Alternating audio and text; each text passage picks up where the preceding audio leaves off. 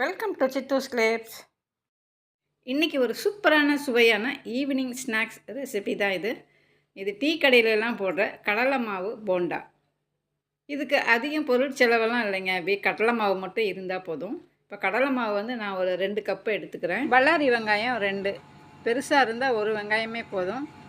Medium சைஸாக இருந்தால் 2 வெங்காயம் எடுத்துங்க. வெங்காயம் போட்டால் கொஞ்சம் நல்லா டேஸ்ட்டாக இருக்கும். பச்சை மிளகாய், நல்லா காரமான பச்சை மிளகாய் ஒரு 3 பச்சை மிளகாய் பொடியாக நறுக்கி சேர்த்துக்கலாம். ஒரு கைப்பிடி கொத்தமல்லி, ஒரு 2 கொத்து கருவேப்பிலை பொடியாக நறுக்கி, அரை டீஸ்பூன் சீரகம், அரை டீஸ்பூன் சோம்பு, தேவையான அளவு உப்பு, ஒரு 1/4 டீஸ்பூன் பெருங்காயத்தூள்.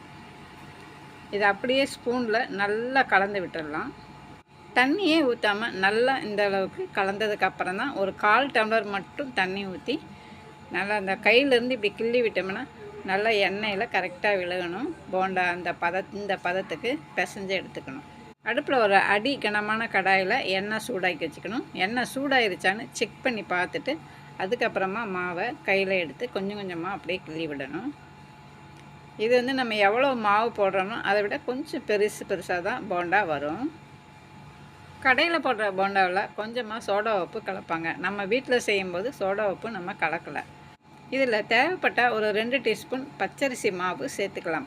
பச்சரிசி மாவு சேர்த்தோம்னா கண்டிப்பாக ஒரு 1/4 டீஸ்பூன் சோடா உப்பு கலந்தே ஆகணும். அப்போ தான் வந்து சாஃப்ட்னஸ் கிடைக்கும். இல்லாட்டினா மொறுமொறுன்னு ஒரு மாதிரி கெட்டியாக வந்துடும்.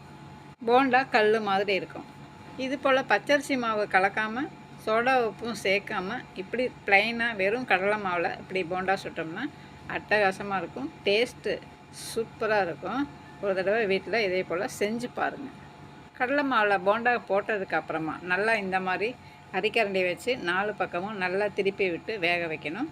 வேக வைக்கும்போது அடுப்பு கொஞ்சம் கம்மி பண்ணிக்கணும். எடுக்கும்போது அடுப்பு அதிகமாக வச்சு எடுக்கணும். அப்போ தான் எண்ணெய் குடிக்காமல் இருக்கும்.